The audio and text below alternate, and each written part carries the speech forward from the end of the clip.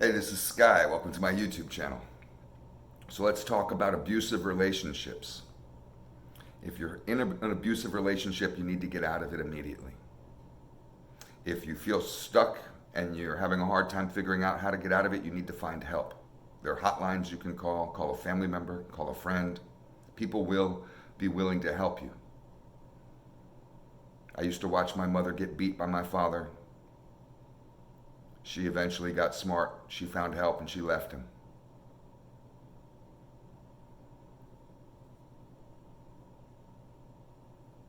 Abusive relationships, physically abusive relationships, usually start with verbal abuse.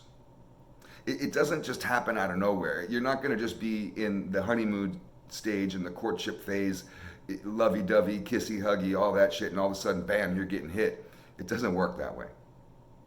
It builds up and there's levels of disrespect, and you need to be able to be sensitive towards how people treat you. People who have a low sense of self-worth usually don't have that kind of sensitivity. They don't really have the ability to, first of all, realize when they're being disrespected or treated bad or being abused. A lot of times people have to point that out to them. Sometimes they think they deserve it. They justify it. They say, oh, well, yeah, we have our drama, but he really loves me or she really loves me. Because guys, I've known a lot of guys that have been in abusive relationships where they are not the abuser. They're the ones being abused, both physically and verbally.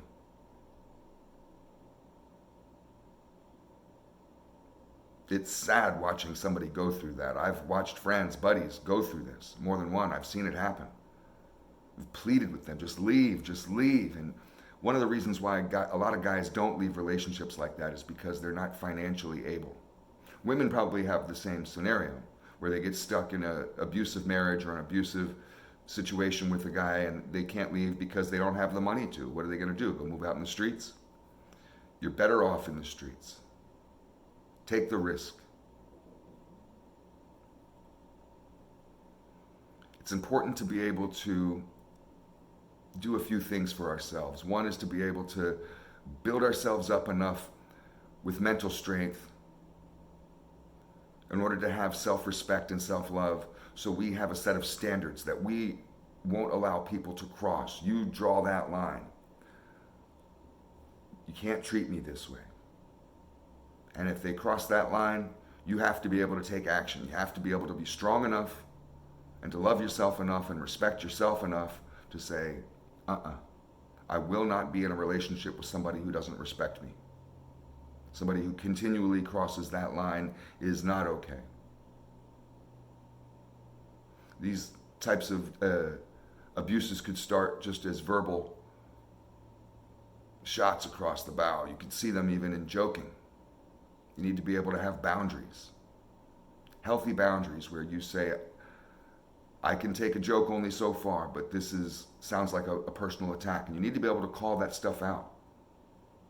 A lot of guys, and women too, but a lot of people I've met are very terrified. I mean, they're just horrified by any level of confrontation with their physical other, with their mate, with their girlfriend or their boyfriend, because they're afraid to lose them.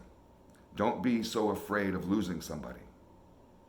Be afraid of losing yourself, your self-respect, your self-worth. You're worth better than that. You deserve to be treated better. And you'll notice it. It's one thing to just kind of trade jabs here and there. But if you notice that you're the butt of the joke more often than not, there's a respect issue going on there. Because, I mean, to put it in basic terms, a queen honors her king. She doesn't make fun of him. If you do something stupid and everybody laughs, hey, you did something stupid. There's nothing wrong with self-deprecating humor. I make fun of myself. But you know when people cross that line, when it sounds like that's disrespect. And if you don't know, You need to start working on yourself with mind, body, and soul program every single day.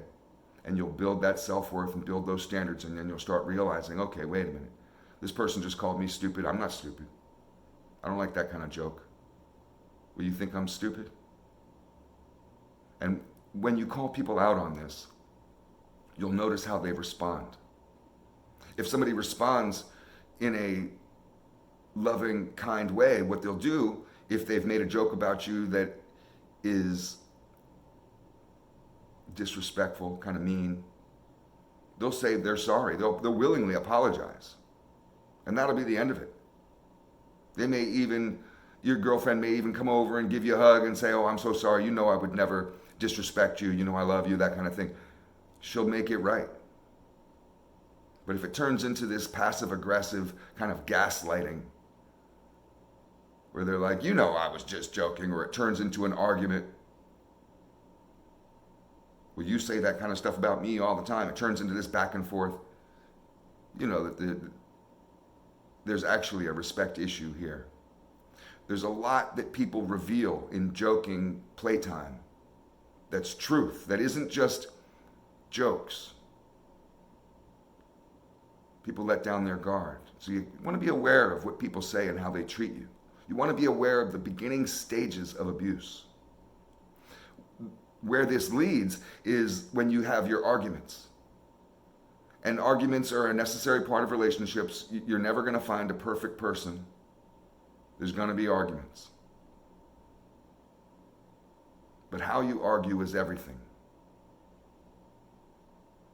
If during your arguments you're being abusive, you need to stop that right away. Never be abusive with anybody in an argument. Don't call them stupid. Don't say you're being stupid or you're stupid, or don't say that kind of shit. That only puts somebody on the defensive, and it turns that argument into a fight. You're no longer communicating. What's an argument? Where you guys don't agree on what's going on. You don't agree on a belief. You don't agree on a course of action. You don't agree on something. What's the point of the argument? For you to just be right? For you to dominate somebody? No. For you to seek solutions. What are we going to do? We need to find a solution so we can have some action. That's usually where the argument lays, and you may have a difference of opinion on what to do or what to think or whatever. But you can't lose your individuality in a relationship, and you need to be able to be respectful, to listen, to use the golden rule and treat people how you want to be treated. Set the example. And to know your boundaries. When somebody crosses that line, the argument is over. If they say, oh, fuck you, or you're dumb, or you're this, you're that, there's a whole slew of ways people can take arguments where they start throwing stones at you. The second that happens, it's over. The argument is over.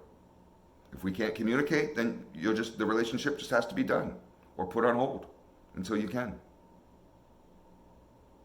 But you don't want to be screaming at each other. You don't want to be nose to nose and yelling and screaming, throwing stuff, punching walls. Guys, you need to be able to control yourself. If you can't control yourself, you're a bitch. You let your emotions turn you into a wild animal around your old lady, you're a bitch. I used to watch my dad do this. That's bitch shit. That's punk shit. You need to be able to stay in control. There's no reason why you should be yelling. There's no reason why you should be cursing. There's no reason why you should be bad-mouthing somebody, putting somebody down. And you won't receive that either. You won't tolerate that. The second the argument descends into that realm, it's over. The argument is done right there. Because the third stage after that type of argument is physical abuse. Like I said, physical abuse doesn't just come out of nowhere. It escalates. It may escalate quickly, especially if the resentment is high. But you need to be able to stay in control of yourself. Never physically touch somebody in an argument. You don't grab them and shake them. You don't grab them to keep them from walking away from you. If somebody wants to walk away from you, let them walk away. You can make your own decisions. You're an adult. You can handle things on your own. You don't need to dominate somebody and force them to stay in the room so you can yell at them until you're right or scream at them. You don't need to be slapping somebody around, and you don't need to take that from anybody else. I've known guys that have gotten cold cocked, punched right in the face by their chick. I've known guys that have been hit in the face with bottles. That doesn't just happen out of nowhere. It always happens in the middle of some kind of bullshit ass argument that's descended into fucking anarchy. The argument's just gotten out of control. Both parties are to blame, but you need to be able to be the bigger person and recognize this shit before it happens and cut that shit off and be willing to leave the relationship. There's no reason why that kind of disrespect should ever enter a loving relationship of any kind. Not with your friends, not with your buddies, certainly not with your wife or your girlfriend or your husband or your boyfriend.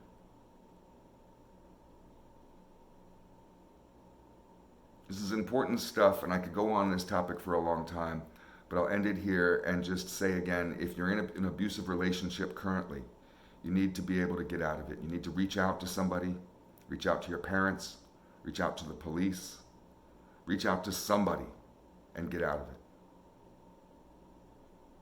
You're worth more than that. Nobody deserves to be hit. Nobody deserves to be put down. Do whatever you can to save yourself. Domestic violence is a real thing. The prisons in Florida here where I live are full of these kind of motherfuckers. I had a neighbor who killed his wife. He got off because it was a crime of passion. So he did 4 or 5 years, 10 years, whatever it was, for murder. And then got let out because it wasn't your normal kind of murder. He got that crime of passion defense. That's what he always called it. Killed his wife just because he got pissed off at her. Don't ever let shit get like that. Thanks for watching.